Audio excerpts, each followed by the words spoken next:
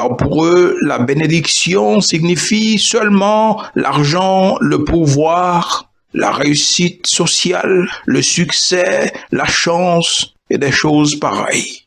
Il y en a même qui vont à l'église seulement pour avoir ou pour écouter des déclarations prophétiques ou des prières prophétiques. Aujourd'hui, je déclare que c'est votre saison. Je déclare sur votre vie la richesse, le pouvoir, le succès et tout ce que vous voulez. Pour eux, la bénédiction de Dieu se mesure seulement dans le matériel et les chiffres. Ils disent que votre héritage, c'est la conquête matérielle. Votre destinée, c'est de prospérer et devenir grand et puissant. Non! Il n'y a pas un seul exemple dans la Bible qui prouve que les vrais prophètes en Israël et les apôtres du Nouveau Testament étaient parmi les grands et les riches de leur époque.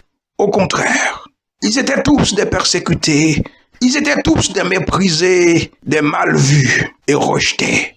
Ceux d'entre eux qui possédaient des choses matérielles s'en étaient dépouillés volontairement, car leurs yeux étaient fixés sur l'héritage éternel, le vrai héritage. Mes chers amis, c'est bon d'avoir de l'argent, c'est bon de n'être jamais malade, mais comprenez bien que le but principal de l'évangile n'est pas ces choses. Les églises où l'on parle seulement des bénédictions matérielles ne sont pas des églises, sinon des cavernes de voleurs, des manipulateurs. C'est pourquoi leurs prédications sont capables seulement de produire la jalousie, le mécontentement, l'insatisfaction, l'amour du monde, la passion pour les vanités, la mondanité, l'exigence de la chair, l'orgueil de la vie et la superstition.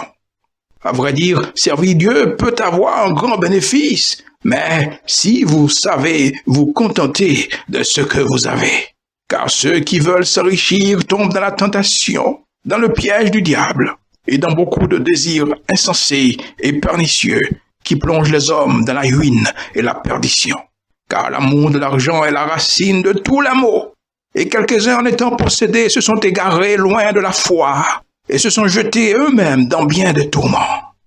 Pour toi, ô homme qui aime Dieu, fuis ces choses et recherche la justice, la piété, la foi, la charité, la patience, la douceur. Combat le bon combat de la foi.